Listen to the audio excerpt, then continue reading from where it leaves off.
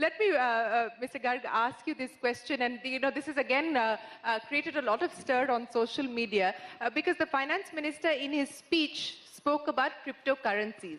And he said cryptocurrencies are not legal tender. And that is the stated position of the government because it's not legal tender. We understand that. But he also said that the government will crack down on using cryptocurrencies for illegal activities. Now, the question one is, if it's not legal tender, is the government going to say at some point, there is a committee that you're a part of, that you're looking into, are you at some point going to say that trading in cryptocurrencies is an illegal activity?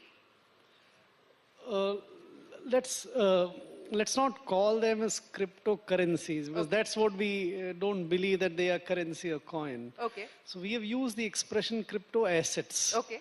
Right. So these crypto assets are being used today. The exchanges are being set up. A lot of people are buying it, and there is a trade going on without understanding the full fundamental values of that. So what the government has stated, and this is a progressive policy statement which has been coming out.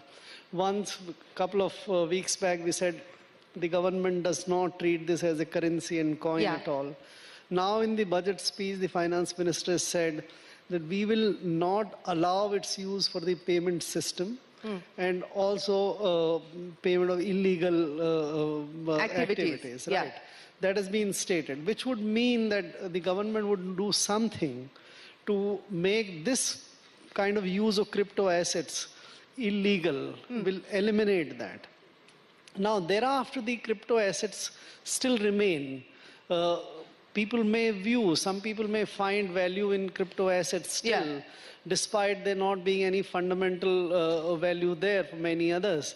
And that would require it to be sort of regulated in a way so that whatever transactions takes place in crypto assets for the part which is legitimate is regulated by the regulators. This becomes transparent. But isn't that part already transparent, because they follow the KYC norms, and I understand that there's been notices that have been sent to people, and there have been surveys and not raids that have been conducted. So can you explain to us what is the nature of regulation that you're looking at bringing in? Because I would imagine even the global markets are listening to what is happening here in India, because while we've seen a fair degree of volatility today, the prices of the Bitcoin, etc., have crashed quite significantly. So they are watching what India is doing as well, sir.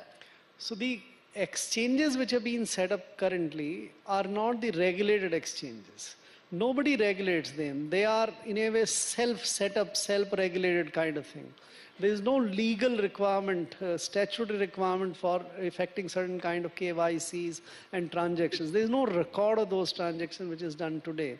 So when you move to a system of regulated exchanges for these crypto assets, then you have entire trail and those things. So that is what comes when you get it traded. Imagine the securities trade outside in the dabba trades, etc., which takes place, and securities trade which takes place in regulated stock exchanges. So that's the change which comes about when you regulate it.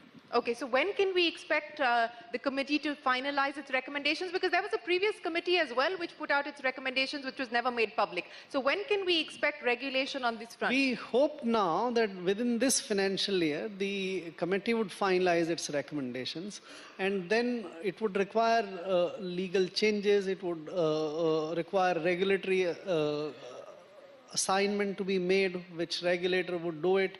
So all which regulator will do it, sir? So let us see, let's wait for that recommendations to emerge in the government decisions. But certainly there would be a regulator who would regulate. Okay.